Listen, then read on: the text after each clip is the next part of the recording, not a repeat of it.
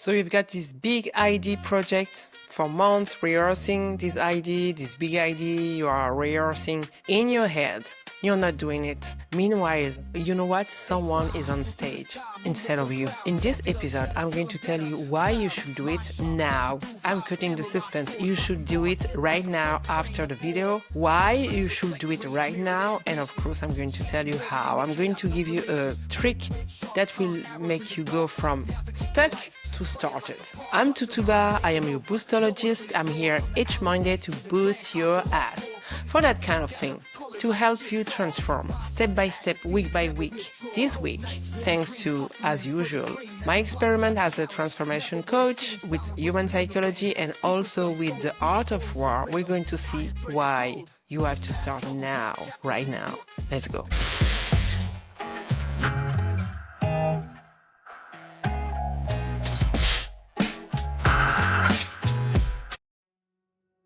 So first know that ideas are in the air, all right? Whether you are a musician or you want to start a hustle project or you have gifted, you want to craft something on your specific way. But maybe you're thinking that, okay, it's too late because it already exists, or I don't have the money, or I'm not good enough, not yet, etc. Why you have to start now? First know that ideas are in the air.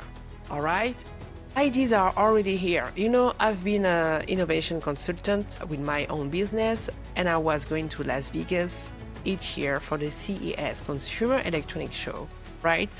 It's a show where you have a lot of exhibitors. You have thousands of exhibitors exposing innovation, cutting-edge technologies. It's amazing. And there is a corner called Eureka Park where you have really, again, thousands of startups gather or by country or by innovation. And when I was there, what really struck me is that you could say in the whole, always, you could see the same, not the same product or not the same invention, but something responding to the same problem, all right? Some inventor, some startup, several startups presenting a product that would solve the same problem. They were there. Nobody said, okay, we already got this invention, you cannot come. The list is already full, it's one person per invention. No. And what is magic on that is that you could see that for the same problem, 5 different companies, 5 different men and women had invented something different and were answering to the same problem on a different way. And that way they could distinguish. And you will clearly see who was the best, or who thought cleverly, or who had not the better idea because they had the same idea and it didn't prevent them to be there. So your project, your idea that you have, it's your idea. Maybe somebody else right now have the same idea, but they are not you. You are you. You have your own way to do things. Do it now, because you are you. You will do it your way. You will do it with your history, your experiments, your mind, your whatever you have that makes you specific. So do it now without comparing yourself, or maybe thinking that this is not innovation because it does already exist. Maybe you have your specific view on that. Do it now. If it's one of your objections for not doing it, it's a bad objection. Do it now. Secondly, you know why you should do it now? Because maybe why aren't you doing it? Probably postponing for what reasons? Usual reasons. I have no money, I have no time, I have no skills, I have no network on that, or I don't know how to start, how to do it. I'm not legitimate, I do something different, and now I have to let's take 1 year to learn, etc. Or if it's for changing whatever in your life, you want to change where you are living, etc., etc. It's always the same reasons. No time, no money, no shit. Okay. So you are assuming that if now is not the right moment, that you don't have the money now, you don't have the skills, you don't have anything to do it now, it means that later you will have it, right? That maybe in 1 month, 6 months, you will be in a better position to do so, right? Isn't that logic? Okay, it's logic. So you're not doing it now because later it will be better. But think about this right now. I want you to picture yourself 3 years before, okay? 3 years ago in 2023.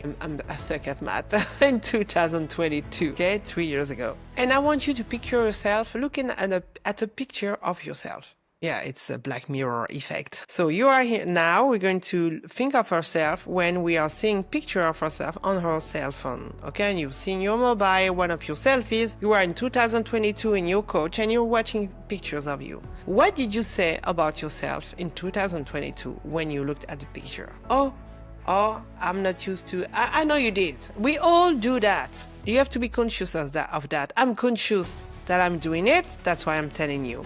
We all do that. You look at yourself and you're judging yourself compared to the version you were 3 years ago, previously. So in 2022, when you looked at your picture on your cell phone, you was like, I was thinner 2 years ago, or I looked younger 2 years ago. This dress, blah, blah, blah, or these pants, or my ass is fatter, or whatever. Of course, it's criticism. Because when we look at ourselves in pictures, we are always criticizing. Or maybe you liked yourself, but you say, okay, but 2 or 3 years before, I was younger, more beautiful, more handsome, blah, blah, blah. But think about that. Right now, when you look at this picture you took 3 years ago, because in your couch, you were looking at a picture and you also took extra pictures. Okay, so now in 2025, you have picture of yourselves in 2022, right? What do you say about this picture now? In 2025, oh, I was younger. Oh, I was thinner. Oh, my hair were better, etc. So now the version of yourself now seems for you younger, stronger, faster than 3 years ago. My point here is that now you are at the best version of yourself right now. With all the criticism you are making on yourself right now, look at you in the mirror and criticize yourself. I swear to you that in 3 years from now, you will be regretting the picture of you today. Your face, your today's face. It's the same thing with, it's time. It's the same thing with everything. Today is the best moment to start. In 3 years, you will have something else. Maybe you will have another kid. And a kid is never something that can prevent you from doing things wrong. Wrong! I have a kid, I know a lot of YouTubers that have 4 kids, 5 kids doing their business, etc. They just organize themselves, okay? There is a way to do it. And they start slowly, etc. But they make a room for it to happen. So think about that. Today you are the best version of yourself. Today. And tomorrow you will be the best version of yourself, and after tomorrow you will be the best version of yourself, only that you are losing time. Today is the moment, because today you are on the top of what you can ever be in your life is now, right now. So now that we do know that we do it now, whatever you have in mind, whatever, it's your big project. I was talking about business previously, but it can be anything. A big project is what it means for you. It's your big project. Look at me, for instance. I live in Spain. Right in front of me, I can see the sea. The sea is my neighbor. And I was not born here. I was brought here by myself because I stopped wondering when could I go living in another country? Where could I go? When? And one day I said, now. It is now. I decide that it is now. Of course, there are steps to do it, but the first step is to say, today I'm starting. All right, so now that we are starting, all right. Now that we know when to start, which is now, right after this video, you are starting to do your big project. You're putting the first step of your big project, all right, just after the video. But why? I am going to share with you some. So we are in human psychology now, okay? I am going to explain you why you should start through human psychology, but human psychology at a specific point of life. Human psychology nearing death. Oh yeah, we're talking about death. We have to face it. We are not, I hope, right now, we are not dying. Yeah, okay, I've been through that. I'm not dead, but I've been through death. And it changed my life. That's why I want to share this human psychology state of mind with you. It's specifically when you are dying, okay? So I want to share with you the 5 most common regrets shared by people nearing death. How do we know that? You know, Bronnie Ware was a nurse and she was working in palliative care. She first starting a blog. Okay, it started with a blog. Now she's famous for that, but it was a blog at the first steps. Bear that in mind. It was a blog in 2009. She started to blog about the regrets of the people she was helping, she was taking care of during her work at a palliative care institution. And people complain or share their regrets with her. And during the years, she observed that it was always the same thing. Nobody was complaining about, oh shit, I couldn't buy this Ferrari. Oh my God, I had 2 houses and I wanted to buy a 3rd one and I could not do it. Oh my God, I so desperately wanted to be CEO of whatever. No, those were not what people were complaining about, what people were weeping about. Like, oh my God, if I knew, if somebody had come and said to me, this is your day, October 10, whatever year, you are going to die. If people have told me that before, I will have this, and this that I'm going to share with you right now. What are the most commonly shared regrets when you are dying? So the 5 things people regret when nearing death are: first, I wish I had the courage to live a true life to myself, not the life others expected from me. I wish I hadn't worked so hard. I wish I had the courage to express my feelings. I wish I had stayed in touch with my friends, and I wish I had let myself be happier. Those are the regrets that as human beings we face when we are going to die. And I'm talking about death because I lost, and it's a big change for me. It had been a big change in my life, and I'm sharing with you. I lost something.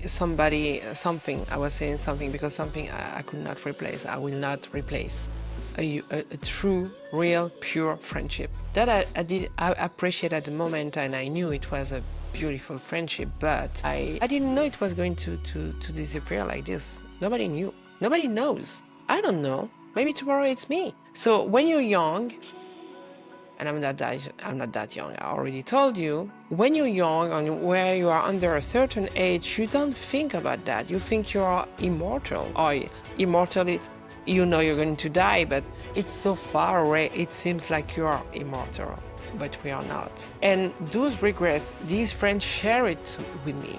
I didn't know the book at the time, and she shared it with me, practiced on her own life. And that's when, after she passed away, a few months after, that's when I started to change my life, to do now whatever I could do that I ever said no later. Stupid things as learning guitar. I already wished I could learn guitar. Oh, it would be cool. Oh, those people who play guitar, they're so cool, they're so funny, they have so much fun. I wish I could play guitar. And when that happened to me, when I was told that, when I shared those regrets and when my dear friend passed away, I took a guitar. It's nothing more than going to a second-hand store and buy a fucking guitar. 50 grand, 50, not 50 grand, sorry. $50, 50 euros, $50, 50 of whatever your currency is.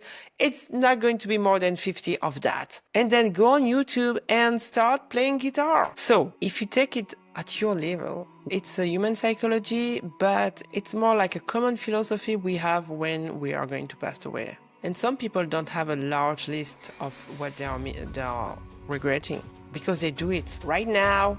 They are living the life with a purpose, a life that fulfills them, whatever that is. It might be just playing guitar, a song, a Tracy Chapman song. Whenever I play a Tracy Chapman song, I'm fulfilled. So do what you think about now, because that is the mere essence of life. And you know who said it? People who are going to lose this life.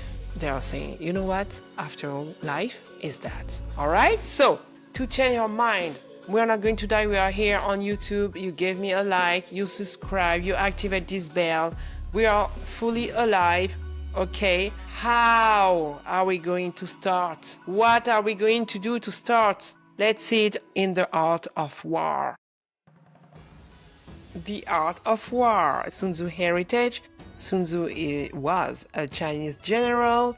The Art of War is a book that is supposed to be, that is more or less dated from 3,000 years ago. It's about strategy. There are 36 stratagems, and each one of them can help us on putting some strategy in our lives. All right, how to get away with things, how to build things. So, how are you going to start? I am going to share your week's stratagem, which is make something out of nothing, which is our position right now.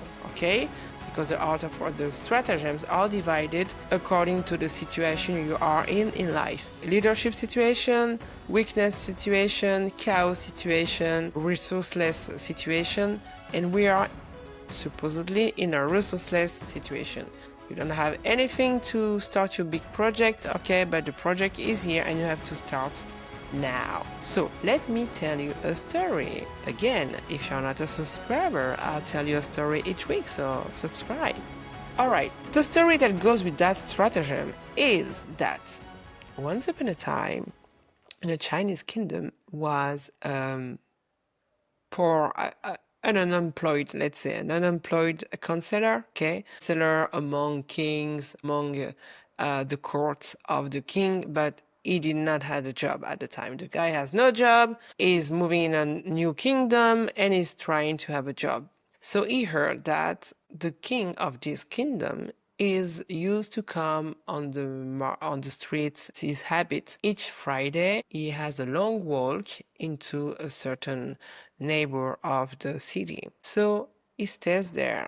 And he has nothing, but he has his brain, which you also have. So what does he do? As soon as he sees that a court is coming near him, he fakes that is with a guy, and he fakes that he's talking about woman from another kingdom. Because what he knows is that the king is not married, and the king has this weakness that a lot of kings or presidents have. He is obsessed with women. So he doesn't have a wife, but he has a huge how to say that, harem of concubines, half a dozen of them, all right? But he's still obsessed by women. So knowing that, or their counselor, as soon as he hears that the king is coming on his way, is starting to brag about the beauty of those women in the kingdom A. Oh, in kingdom A, all the girls there, they are beautiful, amazing. They are like flowers, unbelievable. You should see that.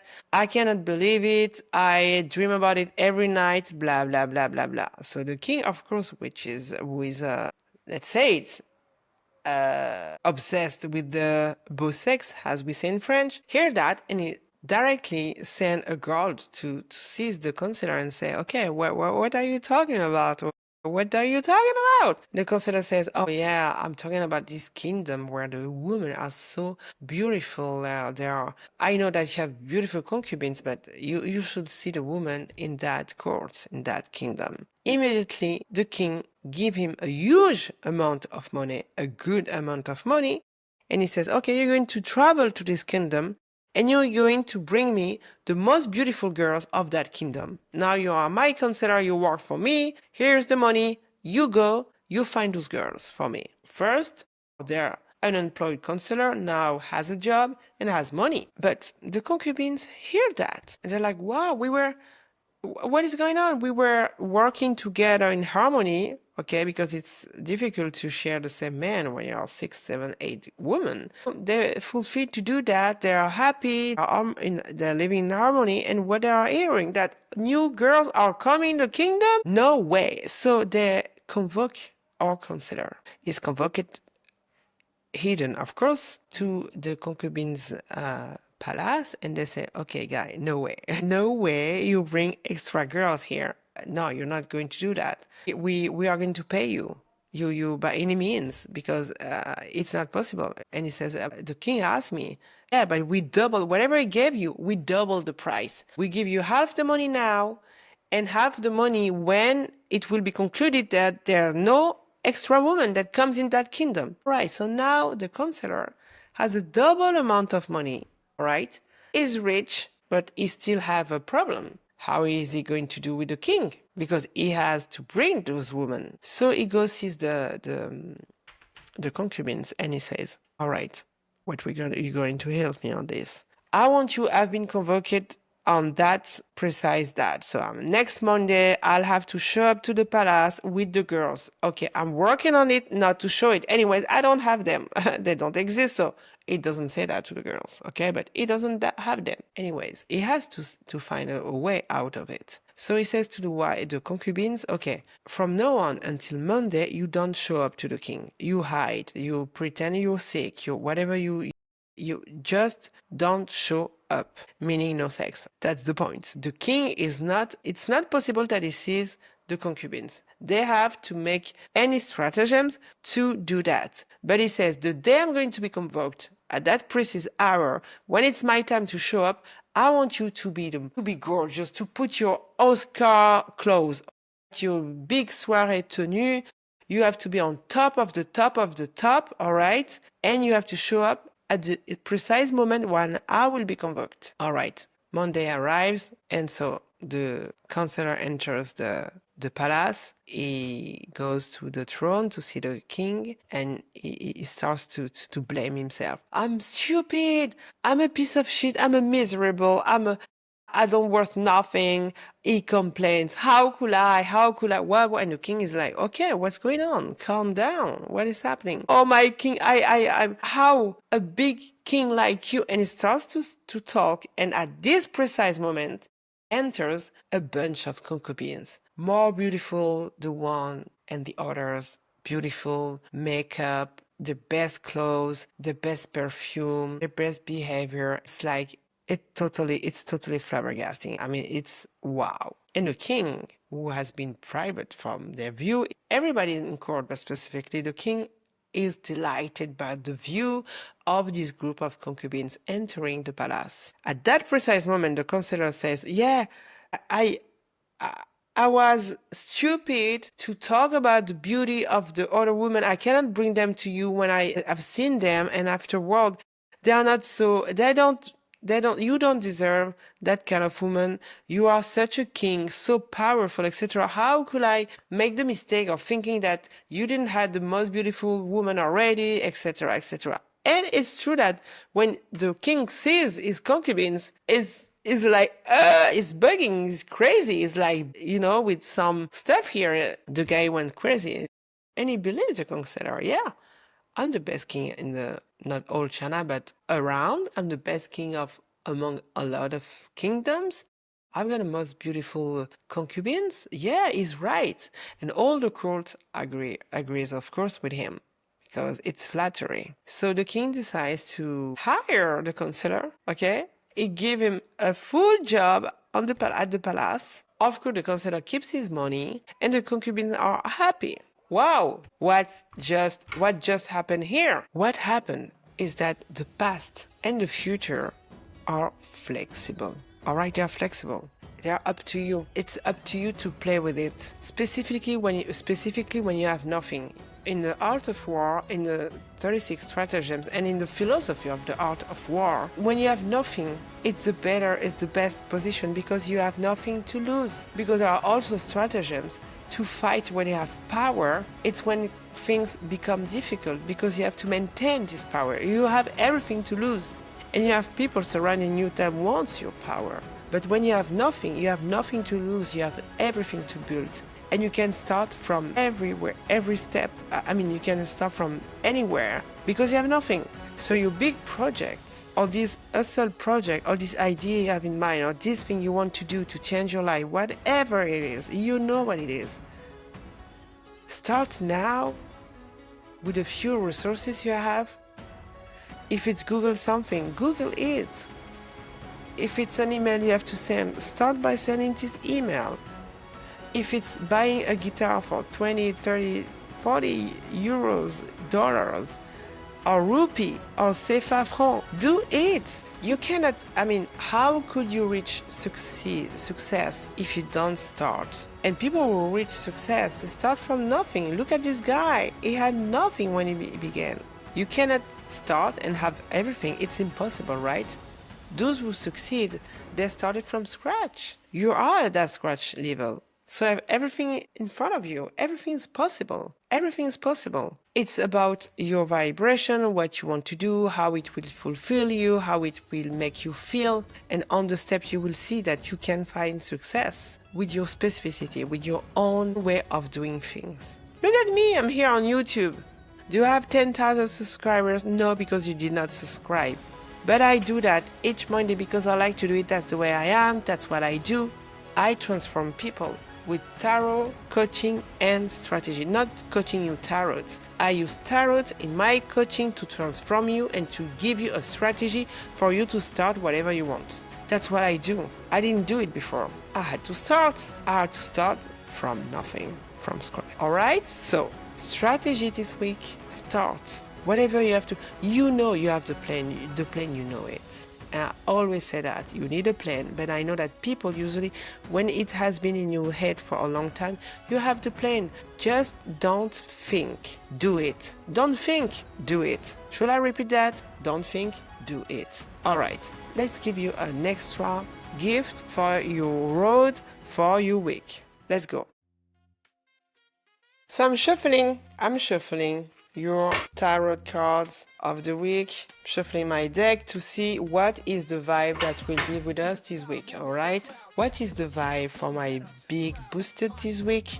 What is going to be with you? What is the energy you need to let inside you? The Three of Swords, so you don't have to be a big tarolog to see that this guy is crying, he's on the floor crying, he's hurt, he has been transperced by three swords, and doesn't feel like it feels good. I mean, doesn't feel good. If I was a doctor, I were going to say, you're gonna die. But what I think is that first, you're not dead, you're watching the video. This card symbolizes pain, sadness, even say depression. And that, I think that it's your project. It's the thing you're not doing. I think you should watch this card and think that it is the state where you're going to be if you don't do what you want to do, what you're thinking about, what you are thinking about right now. That's my feeling,